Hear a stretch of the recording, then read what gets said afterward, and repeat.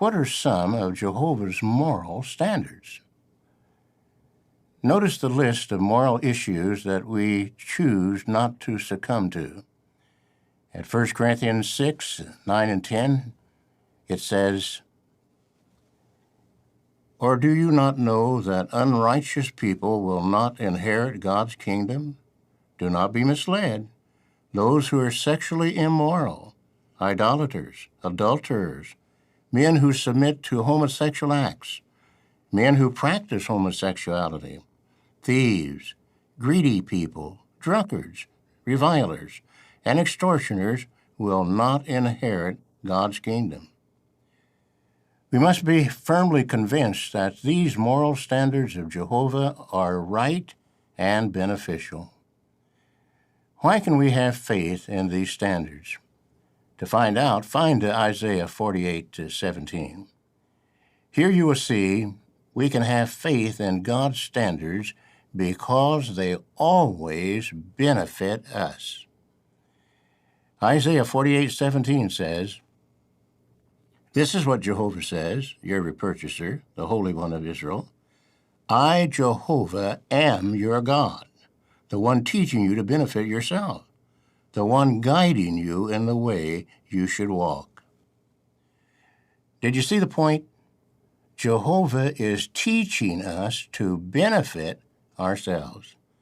We can have faith in his standards of right and wrong. They're unchanging, and they produce good results under all circumstances and in all cultures. How can we strengthen our faith in God's moral standards? Contemplate the benefits of obeying God's moral standards and the consequences of disobeying them. Yes, the consequences of disobeying God's moral standards as decided upon or interpreted by Samuel Hurd and his pals, which may include death at Armageddon. Just dwell, if you will, on those consequences, but don't take this as a threat. It's not like we're threatening you with death and annihilation if you don't stick to our interpretation of Jehovah's standards. Except we sort of are. So just for context, we've already had David Schaefer arguing why we have faith in God's existence. We then had Mark Newmair arguing unconvincingly, as with David, why we have faith in God's word. Now Samuel Hurd is up, and he's arguing why we have faith in God's moral standards. Grates a bit, doesn't it, hearing this sort of rhetoric from a governing body member, 1/8 of a leadership that is, as we speak, putting children in danger through child abuse policies that benefit the organisation and benefit the position of Samuel Hurd and his associates, but don't benefit children. In fact, make it easier for children to be preyed upon. This is an organisation that's keeping a database, we know, of accused pedophiles under the watch of Samuel Hurd and his pals, and Samuel Hurd has the gall to lecture you and me on morals. He's apparently the expert. He apparently has freedom of speech in this area of what is moral and what isn't moral. So we heard him say there, "Those who are sexually immoral, idolaters, adulterers, men who submit to homosexual acts, men who practice homosexuality, thieves, greedy people, drunkards, revilers, and extortioners will not inherit God's kingdom." We must be firmly convinced that these moral standards of Jehovah are right and beneficial. It wouldn't be a convention, would it, without some material hating on gay people, marginalizing the LGBTQ plus community, making gay people feel miserable. There's always something in nearly every convention, and we're still on only the Friday morning, and Samuel Hurd went there. It felt earlier as though Mark Sanderson was being a little bit more careful, even though he could have included homosexuality in what he was saying. He chose not to. He chose not to tread on that mine. Perhaps a little bit more wary, a little bit more switched on as to the fact that the internet remembers and people will hold him to these words. Samuel Hurd isn't bothered. He just doesn't care. He's going to go straight ahead and condemn an entire cross-section of people who are the way they are because they've always been that way. Because seemingly God, if he exists, made them that way.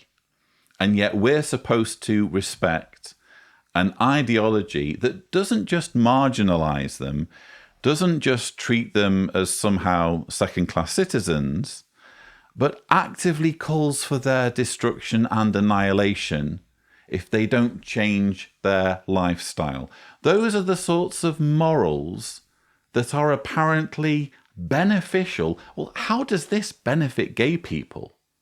To make them hate themselves, to make them loathe themselves, to make them fearful of an impending destruction just because of who they are, and just because of who they love, and just because of who they're sexually attracted to.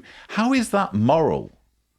If anything, it's immoral to treat gay people this way. It's immoral to make people feel miserable over something they have no control over, to the point where they feel as though any moment now Armageddon's coming and they're done for. When family members follow Jehovah's standards, the family is secure, stable, and happy. In the following video, note how a couple benefited from applying God's moral standards.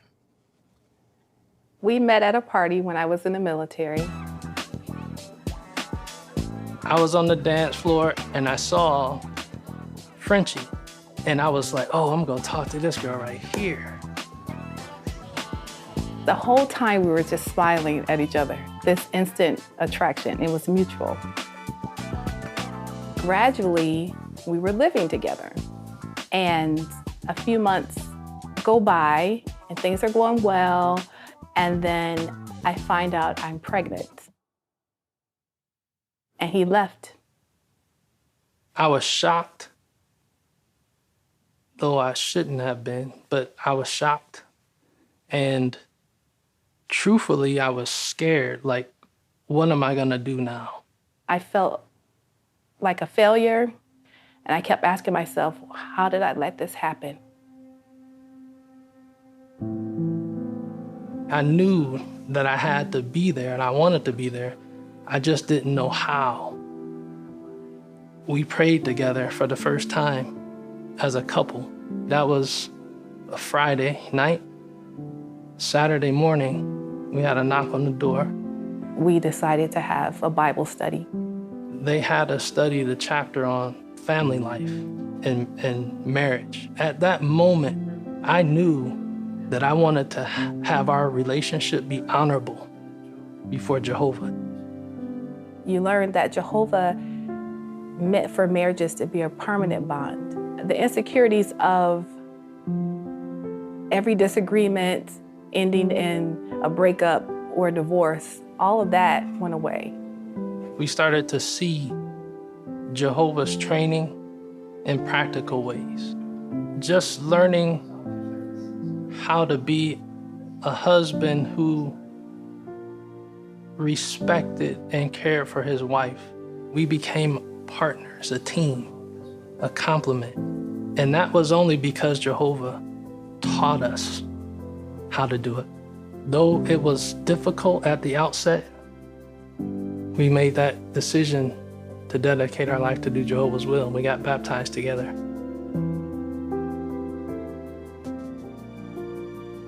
You can go at it on your own, but you'll never find the joy, you'll never find the peace, you'll never find the security that comes from doing it Jehovah's way. It was only after coming to know Jehovah and having faith in his standards that the couple came to have a stable and enduring marriage of 25 years. That's the clear and entirely expected message from this messed up story. Fascinating at the beginning where Frenchie says, Gradually, we were living together. And a few months go by and things are going well. And then I find out I'm pregnant. So basically, Dwayne is a massive asshole. And isn't it interesting that nowhere in this story does he apologize for his actions? I mean, granted, we don't know what they edited out, but in at least one part, he seems to offer excuses for walking out on Frenchie. I knew that I had to be there and I wanted to be there. I just didn't know how. I knew that I had to be there and that I wanted to be there. I just didn't know how to be there.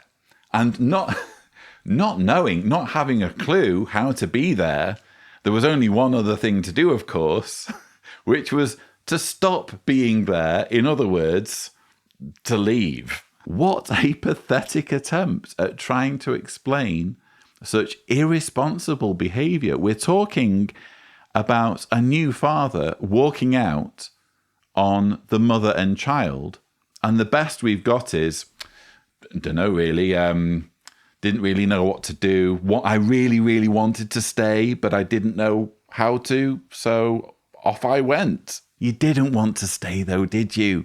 Because if you really did want to stay, you would have stayed. Anyway, we then move on to the tired old trope of, oh, we were praying, and what do you know?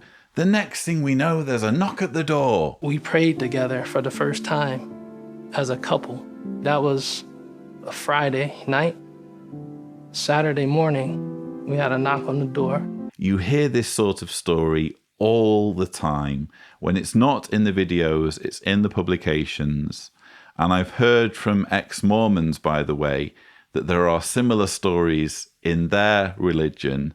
And all it is, self-evidently, is confirmation bias. When you have a community of believers in a given town or city who are committed to calling round as many people as possible, especially on Saturday mornings, they're committed to knocking on as many doors as possible. It's inevitable that at some point you're going to call on a person or two people who've been praying for guidance, praying for God to answer their prayers. We can draw absolutely nothing from this other than the fact that Jehovah's Witnesses are prolific in preaching, which everybody knew already. Then we hear Frenchie say, You learn that Jehovah meant for marriages to be a permanent bond. The insecurities of every disagreement ending in a breakup or a divorce, all of that went away. Yes, for Jehovah's Witnesses, marriages are a permanent bond. So permanent that you could be abusive as a spouse. You could be abusing your husband or wife, and they can't divorce you. They can't move out of that abusive relationship. And don't get me wrong, I'm all for marriages being permanent, but there has to be some way out when things go horribly wrong. But what's not mentioned in this testimonial is that Jehovah's Witnesses are so fanatical on this that they're willing to put lives on the line. They're willing to put men and women in danger because in their view, the sanctity of marriage is more important than human life. And just a final word on this couple, you'll notice the part where Dwayne said, You can go at it on your own, but you'll never find the joy. You'll never find the peace. You'll never find the security that comes from doing it Jehovah's way. How manipulative can you get? You just try going it alone. You just try making a marriage work outside of Jehovah's Witnesses. You will fail. You'll never find joy. You'll never find peace. You'll never find security unless you bend your knee to 8 dudes who meet every Wednesday at their lakeside compound in New York and acknowledge them as God's faithful and discreet slave, and follow their authority, and try and persuade everyone else to follow their authority. If you don't do that, your marriage is going to fail. What absolute and utter manipulative nonsense. Jehovah's standards make us wise so that we do not have to learn from painful experiences. To illustrate, you're driving and you see a sign. It says, school speed limit 15 miles an hour. What if you do not adhere to that standard of law? Suppose you are driving at 50 miles an hour. You hit a child crossing the road. The consequence for not obeying the standard? That would be an extremely painful experience. Jehovah's standards protect us from the pain. Or specifically, the standards of Jehovah's Witnesses protect us. The standards that have been decided upon by Samuel Hurd and his associates and by their predecessors. That's what he's on about in this talk. His whole talk is not so much about the Bible's morality, not so much about God's morality. It's all about morality as defined by Samuel Hurd. Again, a man who is part of a cabal that is putting children in danger. Part of a group of men that routinely breaks apart families for ideological reasons, arranges for people to be ostracized and shunned as a weapon to bring them in line or stop them leaving to begin with. A man who persuades people to die rather than accept blood transfusions, and he's moralizing over what does or doesn't constitute moral conduct. And am I the only one who found his analogy bizarre and unnerving? Suppose you are driving at 50 miles an hour. That would be an extremely painful experience. You've hit a child crossing the road, potentially killing the child, if not injuring them. And your first thought, if you're Samuel Hurd, is, well, that would be a painful experience. What about the child that you've knocked over? If that were me in that situation, the very last thing on my mind would be, well, this is a very painful experience. I would be terrified. I would be distraught at the possibility that I've just killed or severely injured a child. That would be the very first thing on my mind.